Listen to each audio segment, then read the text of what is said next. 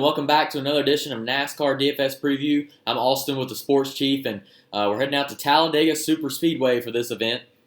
Sorry that I missed the video for Homestead, but we're coming back at you with the Superspeedway DFS Preview. I will say this. This is my least favorite style of racing for daily fantasy sports, for sure. Starting position is the most important thing because you can start in the back and you can easily win the race. So track position is not that big of a deal, to be honest with you. And it's pretty simple to play a cash game strategy for this. Because basically you want to pick all guys that are starting pretty high up. If you do a cash game strategy, you want to pick guys that are starting towards the front, who have a pretty good shot at winning, and it's just a big risk. It's a bigger risk, which would lead it to be the tournament strategy. So for those of you who do not know, Talladega Superspeedway is a 2.66 mile oval, banked relatively pretty high. It's like 33 degrees in 1 and 2. 3 and 4, it's like 32.5 or something. So it's a pretty high banks track, high speeds, pack racing, of course. They don't use the restrictor plate anymore. It's the they call it a tapered spacer, I think. So just different style of racing. It's pack racing. So for those of you that watched the Xfinity race, you saw some wrecks, things like that. A lot of the guys that were up front actually stayed up front, so that was pretty neat to see. Didn't do too well in my Xfinity lineup that I did, because I did pick a lot of those guys that started in the 30s. So that's the thing that you risk with that as well, because, I mean, they can wreck just as easy as those guys up front. Laps led are not that big of a deal. I think there's 188 laps for this event, and it's very rare that a driver leads that many, like, 100 plus. Definitely not the whole race. Just because they're getting shuffled around a lot in the front, and you catch momentum, catch air, and you start passing people. So passing will be very important. Of course, you get a point for a pass in the DraftKings scoring. You get 0.25 per lap led, and it's 0.5 for fastest lap. And a lot of your guys towards the back end of the pack, so to speak. So say like it's a 15-car pack. Well, that guy in 15th, or possibly the guy in 16th who's trying to catch the pack, will have probably a faster lap than the guy up front. Simply because of the way the draft works. You're catching that draft, you're catching that big pack, and then your speed just climbs up and up and up and up. And if you're up front, you're kind of catching clean air. You may even be a little slower, but you do have the advantage in the fact that you can block a little bit and cut off the air to the guys trying to pass you. So yeah, that pretty much says it. Some neat facts about this race. So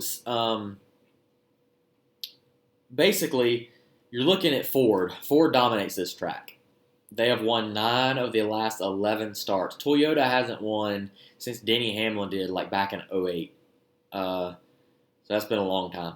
It's pretty crazy. Maybe it wasn't that long ago. But anyway, Denny Hamlin was the last guy to win anyway, so don't mean to steer you wrong there. But Ford, Team Penske's pretty much been dominant with, I believe Ricky Stenhouse won one time in there, and Eric Almirola. If a Chevy wins, it's typically a Hendrick car. Chase won the last one, and Junior won the one before that. So that's pretty neat. So Ford pretty much dominates. That's something to look to. Since we don't have practice, we don't have qualifying, it's just difficult to... I cannot get used to this as far as having race stuff all weekend, looking to practice speeds, things of that nature, because you do not know how the cars are going to handle. Talladega is pretty rough. It does burn up tires a little more than Daytona. It's a bigger track. It's you can go 3 and 4 wide. Daytona, if you're doing 3 wide, it's 4 wide's pretty rough. Yeah, so 3 wide's pretty tough there. Yeah, and like I said, history is pretty important. So that's what I went off of for sure. I'm going to tell you a couple strategies you can do. That's the beauty of having Talladega. One thing that's really important is salary is not going to be a big deal. So let's just go ahead and look and see what DraftKings has to offer for us and their pricing. So when we take a look at this here, your most expensive driver is Chase Elliott. Chase is starting in 11th spot. He is priced at 10.4. Joey Logano starting in 9th, priced at 10.2. And Ryan Blaney is starting in 12th and priced at 10.1. So they only gave us 3 guys that were 10K. Reason being, this race is a crapshoot. is so tough to pick guys, and they're trying to make it as easy as possible. They're pricing guys pretty well. They want you to pick all these top guys. They're all starting in great positions. But one driver that I'm looking at here is Christopher Bell. Christopher Bell starting in 35th spot. He's priced at 9.7. I'm just going to go ahead and pull the trigger. And while I was researching Christopher Bell, put it this way, I was looking at my lineup and I knew I had to pick him already because he's in 35th spot, and it's just too easy of a pick there. Christopher Bell, his average finish in the Xfinity Series is 7.5 at this track with a second place finish. His average finish in the Truck Series is 7th. That is really good. I mean, I think give or take 4 or 5 starts in there. That's pretty solid, and I like Christopher Bell in that spot. He does have Joe Gibbs Racing engines. He's starting in 35th. If a wreck happens, he can very easily get to the front. So that's my first pick. And, looking through our salary here, we have $8,060 to spend, and I'm just going to go ahead and do this. So I'm going to scroll down to the bottom, to the very bottom, because honestly, you can actually look at these guys this week. So we have Gray Galding as the lowest priced driver starting in 29th at $4,500. You got BJ McLeod in 30th at $46,000. Quinn Houff, 32nd spot, $4,700. JJ Ailey starting in 34th at $48,000. Joey Gase, so on and so forth. Garrett Smithley starting in last in the 40th position. So, this is where it gets tricky. Some of these guys will probably get a top 20. In all reality, probably 1 or 2. It's pretty hard to say that most of them are going to. And one driver that I really had a gut feeling about, and I found out that he's running this race, and he also ran the Xfinity race today, is Gray Galding.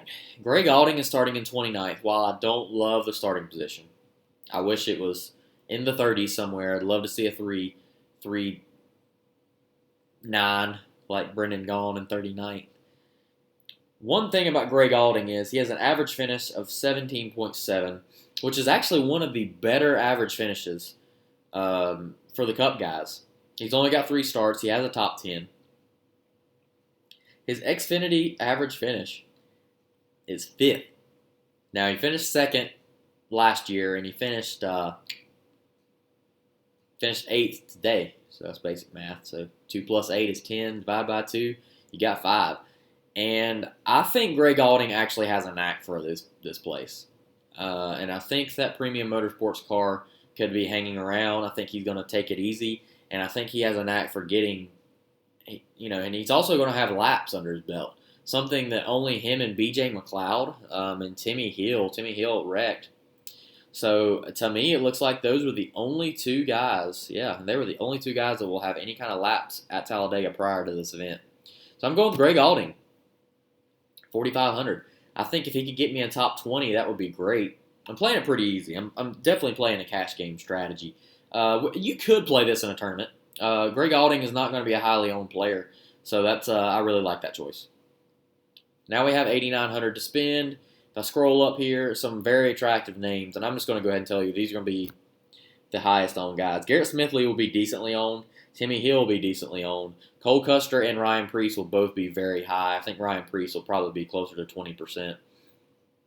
Michael McDowell, Corey LaJoie, they might be all right. Let's just cut it off here at Ryan Newman. So I already see some drivers that I'd like this week.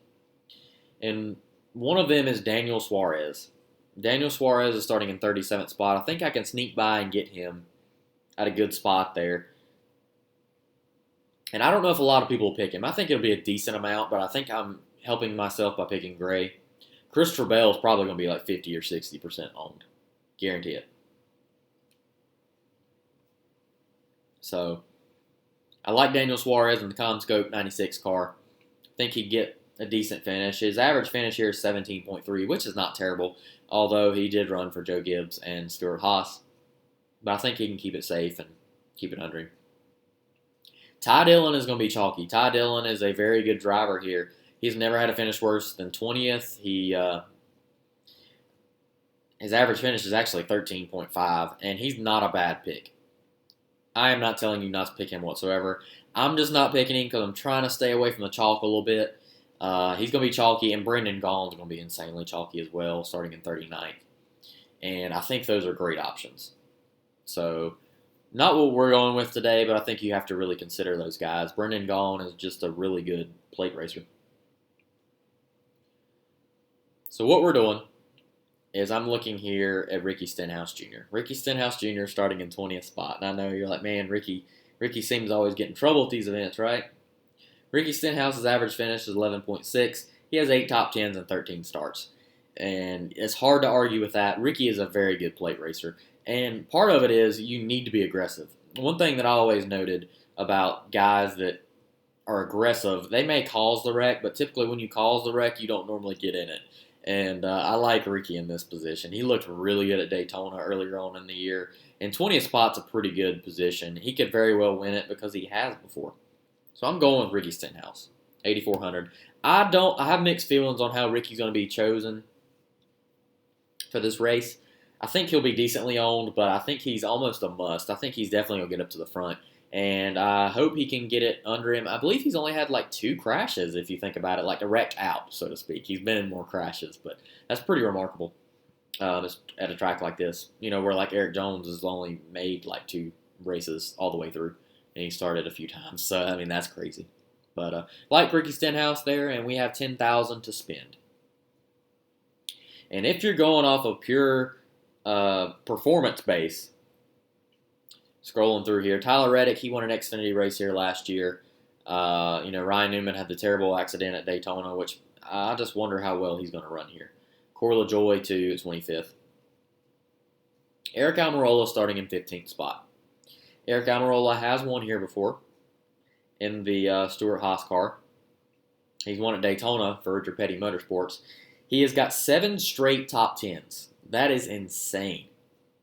His average finish is 15.3. He's turned into a really good plate racer. And off of those statistics, even though his average finish is not the greatest, man, 7 straight top 10s. That's crazy. I'm going to pull the trigger on him. Going with Eric Almirola. So you have $6,800 to spend. And while you can pick, I'm just going to tell you, man, you could go with anyone down here and you'd be fine. But this is what I'm doing. So I'm kind of basing it off of just history, so to speak. So you look at Chase Elliott. He's our most expensive guy in 11th. Break it down for you. Chase Elliott has an average finish of 13.2. He's won here. Clint Boyer is a pretty good driver here at this track. You know, if you're looking on down there to Matt Kenseth actually has the most laps led among active drivers. He's led over 500 laps. Kurt Busch has 20 top 10s, and, you can barely see him there. Kurt Busch has got 20 top 10s and 38 starts, so 50%, more than 50% of the time he gets a top 10. Pretty wild about that. And Brad Keselowski, there in 6th spot, has won 5 times here. He's the most active. He's the winningest, most active. Well, good Lord, I'm really messing that one up. He's the winningest active driver in the circuit. At Talladega. So he's won 5 times here. He's pretty good at this track. 6th spot, it's just not great. It's not a great draft DFS option. Maybe pick him. I know like FanDuel, they do a little scoring a little differently where you position matters and also laps led are nowhere near as important. But we're playing DraftKings. So anyway, I wouldn't go with him. But the driver that I'm probably going to pull the trigger on, you can scroll down here to Benedetto. De Benedetto would probably be a decently good fade. Like if you're in the wheelhouse for Ricky, you could probably go Matt De Benedetto, and you'd probably be fine. That'd be a good pull because Stenhouse will be highly owned. De Benedetto is not very good at plates though. So I'm going with Chase Elliott just for the simple fact that I think he could win the race. And I don't know if he'll be that highly owned. I know that this could help propel me to get a little bit more money in there. So that's what I'm going with. Let's just clean it up here. I tell you what, let's just do a lineup here like if you're picking scrubs. So I'd go Christopher Bell. I would definitely pull the trigger on, where's he at here? Brendan Gaughan. I would definitely pull the trigger on Suarez and Ty Dillon, and I would probably go with, let's see, Ryan Preece. He's starting in 31st, and Ryan's average finish is 10.5, but he's only had 2 starts, so that's pretty rough to calculate. And then you got, 12,100 to spend. Sure, you could go Matt DiBenedetto or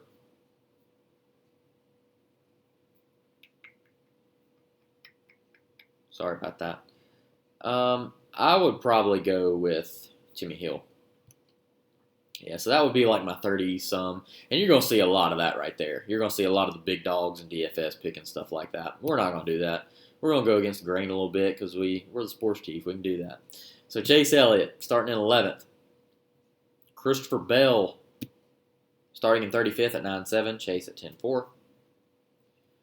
Ricky Stenhouse at 8.4. Daniel Suarez at 7.3. Eric Almirola at 68. And rounding out our choices, Gray Galding. I think Gray's going to be less than 1% owned. That'll be awesome. We'll take it. So there you go. We'll just take all our money there. All right, so that's what we're looking at for the sports sheet. That's the lineup I'm going to roll out. I might put it in a tournament or so, but that's, in all reality, it is a cash game strategy in any track. Probably not the greatest cash game strategy, but, you want to pass some of those guys. You want to be able to get that money. So if you like what you see here, comment, like, and subscribe to our channel, The Sports Chief. Click that bell notification. That way, when we post a video, you know when it happens. You're the first one to see it. Check out our website at www.thesportschief.com. And we're also on Instagram and Twitter at TheSportsChief. And so there you have it. Hope you enjoyed what you see here. Hopefully I taught you a little bit about how the way Talladega works. It really is a crapshoot. And while I can tell you what to do, take my advice with a grain of salt at these tracks. Go with your gut. It pretty much is a gut thing. Like today, Justin Haley won the race. He started on the pole. Should you have picked Justin Haley for that race? Heck no. No. But hey, it's daily fantasy sports. It's a game. It's a little bit of a gamble and a risk. So if you feel like Mark Truex is going to win today or tomorrow, just pull the trigger on him. So hope you enjoyed the show. Tune in next time, and hope you have a fun race weekend at Talladega.